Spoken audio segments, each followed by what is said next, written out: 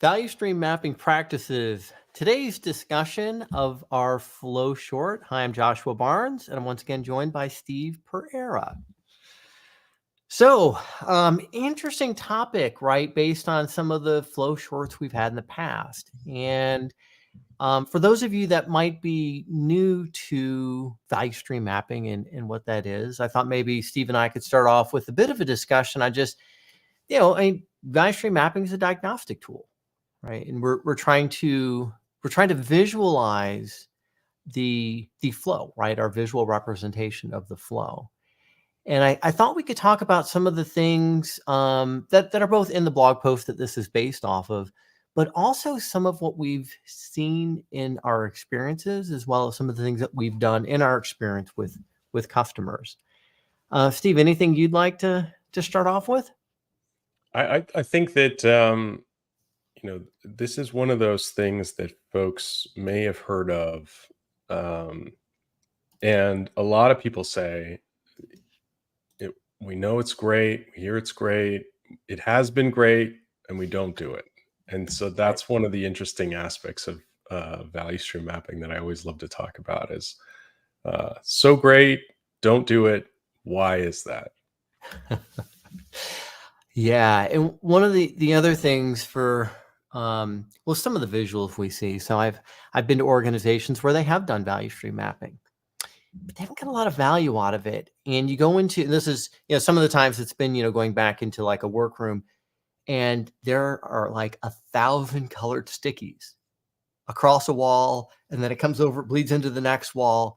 And it's got so much content in it. For one, there's probably like 3 people that typically know what's in there. Mm-hmm. And it took a really, really significant investment in time and energy.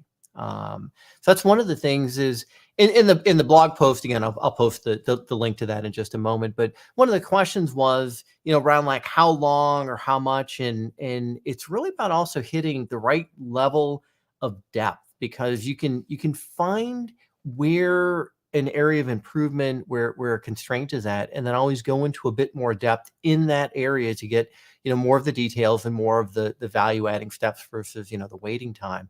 But if you do that across the entire flow, going from, customer stakeholder request to where something gets released into a very, very low level of depth, that can actually be the opposite of getting value out of it. Yeah, I mean, there's a very real dimension to this of the enthusiasm and energy and interest in mapping and understanding flow. And if you spend all of that before you've even completed the map, then how much are you going to have to spend on the actual improvements and the things that actually matter? Like the thing that I think is easy to forget about with value stream mapping is that the map itself doesn't have any value. It's the insight that you gain from mapping and the better connection to the work and your team and the sense of understanding of flow that you gain. The map as an artifact really doesn't hold a lot of value compared to the relative value that you gain from doing that activity with folks. And if you burn yourself out building that map, then what are you going to do with it? But, go back to work, go back to the status quo that's comfortable and easy, relatively easy compared to, banging your heads against each other and trying to wrangle this gigantic map of perfect detail. So one of the things that was really revolutionary for me, and it was coming from not really knowing what a value stream map was when I first started doing it, was just trying to see something and then investing where I could see some opportunity or something interesting, rather than striving for high detail across the entire flow. And of course, there's an art and a science to that, and you have to kind of develop this skill set for understanding what kind of level of detail is good enough. But one of the biggest advantages or like learnings for me was getting really clear on the target outcome first, because when you know what you're trying to do, then that informs scope and detail and what you should be looking at when you're trying to make a decision about how deep should we go and how broad should we go, and what's a stage and what's too much detail and what's too much fidelity on the map. Yeah. And so one of the things, right, that we can get out of doing something like this, right, is not only just baseline and kind of the current state and then looking for improvements we want to see in a future state, but also to take a look at like where we should be looking from a flow perspective. So one of the things, and I don't always do this, well, I always do this if it's part of one of our training workshops that we talk about value stream mapping, but in practice consulting, one of the things I like to sometimes start off with is a bit of a game to show people like the benefit of doing this. I've got one we call Let's Go to Starbucks, and everybody just has to capture like the step-by-step process Mm. of from when they get into a very familiar setting, like going into a Starbucks or a coffee, a cafe to order. And you'll see that there's almost always two really big things where we're waiting, right? It's to put the order in and then to get the coffee. And you can see, people will come up with various different, steps along the way of, Starbucks, they write your name on the cup and then the cup goes into the queue and it sits there for a while. And depending on how busy and what types of orders are in front of you. And so it teaches us to be able to show also, like, if we make an improvement in one area, right? And I like to use the example of if we add 2 or 3 more cashiers, will we get our coffee sooner? Probably not, because that queue is probably going to get even bigger for the baristas that are actually making the coffee.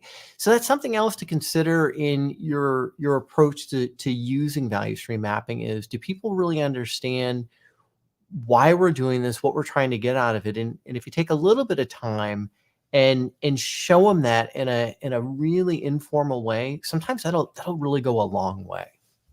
Yeah, you're really touching on something that I think I discovered fairly late in my experience with value stream mapping, and it's that there's a lot of emotional and political and bias influence in mapping. And anytime that you're kind of revealing information that folks have never seen before, that can be scary.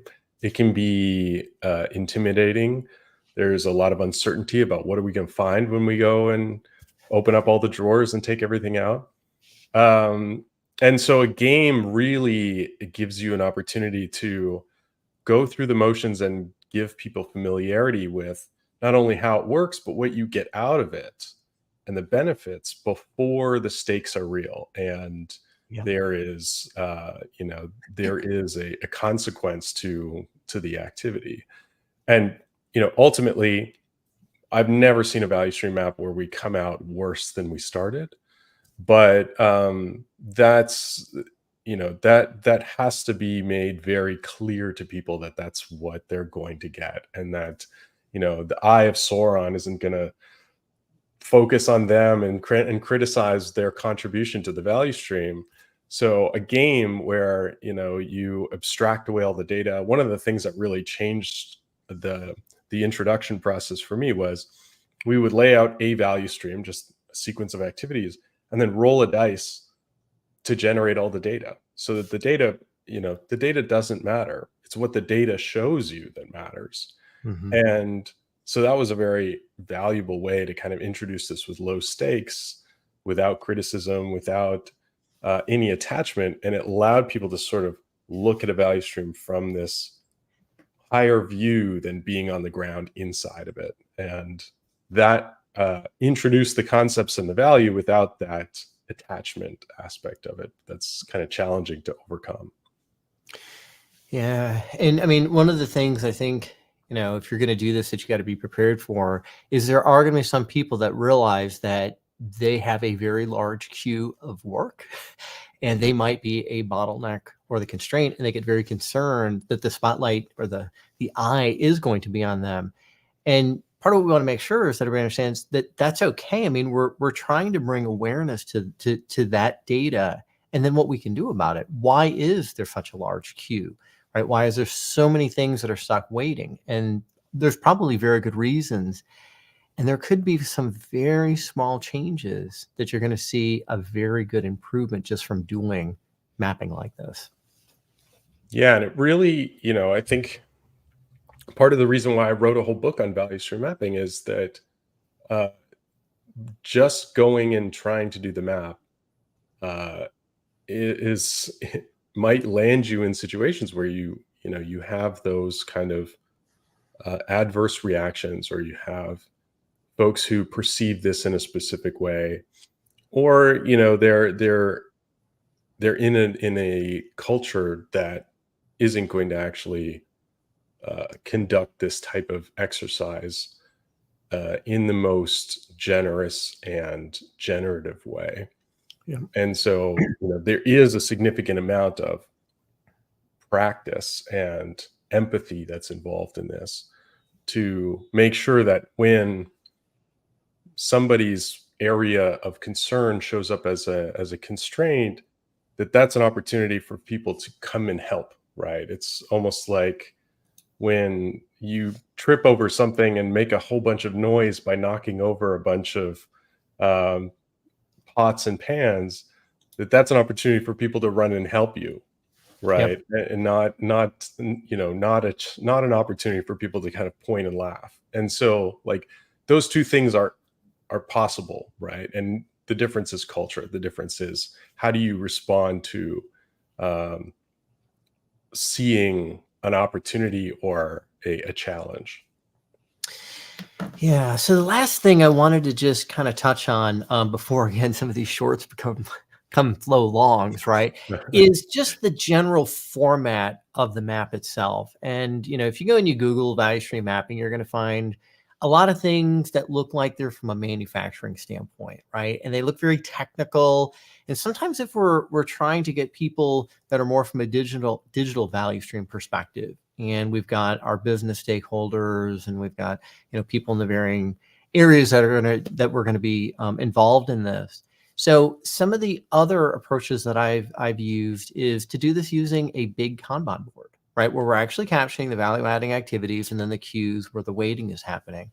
I've used, instead of the standard sort of template of representing each high activity step, is having some icons that just sort of have something that's representative of that. So there are some techniques that you can use that, again, as Steve said, the practice of going through and doing this, and the collaboration and the discussion you're going to get is where the big benefit is. And having something that also people are going to not be kind of like too technical looking or be a little intimidated by, also can go a long way to getting everybody to open up and again, share their thoughts and use the time effectively.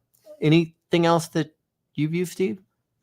Yeah, I think that simplicity, especially to start, is super critical, because I've seen so many folks that they try to do this and they end up with a gigantic map that may feel satisfying to them, but then what is your opportunity to actually share that with other people and make it easy for them to understand? And so I think there's a ton of benefit from starting really lean, really simple, and then investing in detail where you see opportunity for that detail to return on your investment.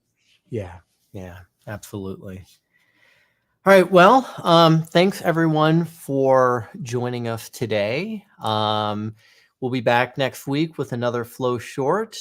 Any parting thoughts, Steve? Or I did post a link to the blog, and in the blog there was a reference to Karen Martin's book. Can you post a link either now or after we wrap up to your mapping book? Oh, I would love to. Yeah. I should have had that too. I should have had that at my fingertips, but apologize. Didn't. And this might be the last Flow Short that I recommend. So Steve also recently published another book. It's fantastic. I think I'm up to now chapter 3 or 4. So I've been making progress week over week. Flow engineering.